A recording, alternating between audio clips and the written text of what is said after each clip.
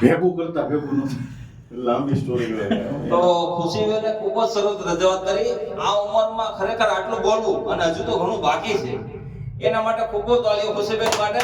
અને મને તો આજે ખરેખર આનંદ હતો કે આજે ખુશીબેનને આપણે 1 કલાક સાંભળવા છે, પણ હવે સમયના અભાવે આપણે તમારી વાતને કાલે સાંભળીશું ખુશીબેન.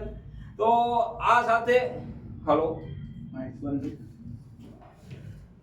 ચાલો તમે કન્ટિન્યુ રાખો. તો આ સાથે હું આપણા પબ્લિક સ્પીકિંગ ક્લાસના રેગ્યુલર વિદ્યાર્થી જેને કહેવાય કે જે ડેઈલી અટેન્ડન્સ મારે જ છે આપણે ત્યાં, કોઈ પણ જાતની રજા કર્યા વગર, અને ખૂબ જ દૂરથી આવે છે. આપણે આટલા બધા બેઠા છે ને એમાં સૌથી દૂરથી આવે છે એવા આપણા ભાઈ શ્રી વિજયભાઈને હું આમંત્રિત કરીશ કે વિજયભાઈ અહીંયા વક્તવ્ય આપશે.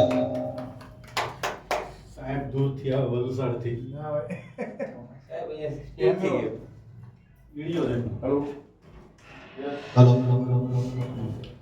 થેન્ક યુ, તમારો બધાનો આભાર કે મને આ ગૌતમભાઈ એક બોલવાનો મોકો આપ્યો. આ ખૂબ આયોજન છે સતાસ્યા પરિવારનું 20મા સ્નેહ મિલનનું. એકવાર એની માટે જોરદાર તાળ થઈ જાય. અને જે આપણા પરિવારમાં મહેમાન ગતિ કેવા આપણા પહેલા તો ગુરુ કે તાપી કિનારે રામમઢી આવ્યું એના મૂળદાસ બાપા કે આપણા ગુરુજી, એને માટે એકવાર જોરદાર તાળી થઈ જાય. અને બીજા કે જે પહેલા સ્નેહ મિલન થી શરૂઆત કરીને આજે 20મો સ્નેહ મિલન આપણે પરિવાર ભેગા છીએ, એવો પ્લાન મતલબમાં કે જે એના મગજમાં આવ્યું કે આપણે પરિવાર ભેગા થઈએ, એવા ભરતભાઈ આંબડીવાળા સતાસિયા, એની માટે થોડીક તાળીઓની ગડગડાટ થઈ જાય. એવા ભરતભાઈ જે બીજા ઉપપ્રમુખ છે, એવા જીતેન્દ્રભાઈ છે, એવા ઘણા લોકો છે કે આ સ્નેહ મિલનનો ફાળો છે એના માટે. તો ઘણી એ બધા માટે એકવાર તાળી થઈ જાય, સ્વયંસેવકો માટે. અને તમે બધા મને એક તક મળી છે કે મારા પરિવાર માટે મારે કંઈક કરવું છે, તો એક તમારા બધા માટે એક તાળી થઈ જાય કે એક મને એવો મોકો મળે કે તમને કંઈક મારામાંથી પ્રેરણા મળે. અને મારો પરિવાર છે તો મારે એને કંઈક જાગૃત કરવા માટે કાંઈ પણ એક સંદેશ આપવો છે. તો પહેલા તો મને ખાલી એટલું કહો કે 1 થી 6 વર્ષના બાળકમાં કોઈને ભગવાન દેખાય છે? કેટલાને દેખાય છે? આમાંથી હાથ ઊંચો કરો. નો દેખાતા એવા પેલા ભાઈ છે, નથી દેખાતા, કાંઈ વાંધો નહીં, તમને એક પ્રયોગ કરીને બતાવી દઈએ. ભગવાનનું રૂપ હોય જ છે 1 થી 6 વર્ષના બાળકમાં. હવે પહેલી એક વાત કે ભાઈ દૂધનો ગ્લાસ આપો આ ટેબલ ઉપર, અને પેલા ભાઈને અંબાવો કે ભાઈ એમાં એક આંગળી નાખીને જોવો તો માખણ કે ઘી છે દૂધમાં? દેખાય છે તમને? પણ હાલો નથી દેખાતું, પણ એ સાબિત તમે કરો કે એ દૂધમાં માખણ કે ઘી બને જ ને?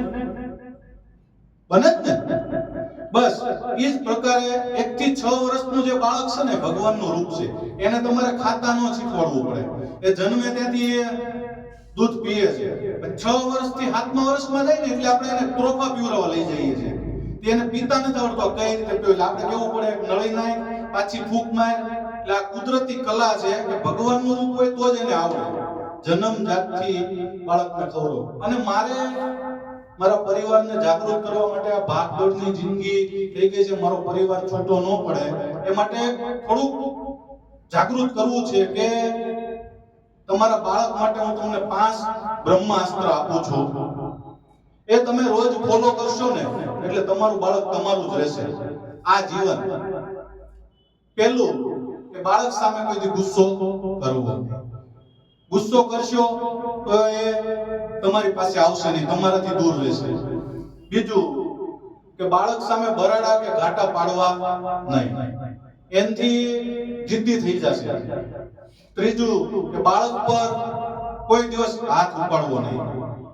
જો હાથ ઉપાડશો તો એની સંવેદનના કોઈ બેસશે, એનું જે આદર્શ એને બધું પાણો થઈ જાય છે, પથ્થર થઈ જાય છે, માર ખાય. ચોથું છે કે બાળકને કોઈ દી જાહેરમાં ઇન્સલ્ટ કરવી નહીં, કારણ કે એનો લો પાવર, એનો ખુદનો મેન્ટેનન્સ છે પાવર ઘટી જશે જાહેરમાં તમે ઇન્સલ્ટ કરશો તો. પાંચમું છે કે બાળકને કોઈ દી ઓછું નહીં કરવાનું, એમ નહીં કહેવાનું કે તારથી કાંઈ ન થાય. એનું મનોબળ નહીં તોડવાનું, એનાથી બધું થાય ભાઈ, તું તારે એ કામ થાય, મારો છોકરો છે તારે એમ કામ થાય. એટલે આ પરિવારને મારે આ 5 બ્રહ્માસ્ત્ર છે એને મારે થોડુંક કેવું છે કે ભાઈ તમે આ ફોલો કરશો. જો હું તો અહીંથી કઈ વયો જાય પણ ફોલો તમારે કરવાનું છે. હવે આમાંથી મને ખ્યાલ આવશે જો તમે ફોલો કરતા હો નહીં હો તો એ તો તમારી તાસીર ઉપર છે ભાઈ. હું તમને અહીંથી કહું છું તમારી તાસીર પ્રમાણે તમારું બાળક સુધરશે. તમે ફોલો કરો તો જ થાય, તમે તાસીર જ નથી ફોલો કરવાની તો કઈ થવાનું નથી. બાળકની સાથે બાળક રહો, તમારે જે બાળક પાસેથી જે જોતું છે એ તમને મળશે, અવશ્ય મળશે. કોઈ એવું નથી કે આપણું બાળક આપણને નહીં કરી નાખે. બાળકની જેવા મિત્ર થઈ જાઓ, બાળકની સામે બાળક થઈ જાઓ, તમારું કાંઈ પણ કામ હશે એ વસ્તુ કરશે. અને એકવાર એટલું યાદ રાખજો, બાળકને તમે જે આપશો ને એ ફરીને પાછું તમને ડબલ આપશે. તમે એને ગુસ્સો આપશો તો એ ગુસ્સો સામે આપશે, સારું આવકારશો તો સારું આપશે. બસ આપણો જ છે, આપણું જ રહેવાનું છે તો જ તમારી ભેગો રહેશે. નકર અત્યારે સમય એવો થઈ ગયો છે કે એક છોકરા છે તો અત્યારે વિદેશ વયા જાય છે. મા બાપનો કોઈ વાંક નથી પણ હવે એ એકલતા થઈ ગઈ છે. પણ તમારું બાળક તમને છોડી ન જાય એનું ધ્યાન રાખવું. Thank you.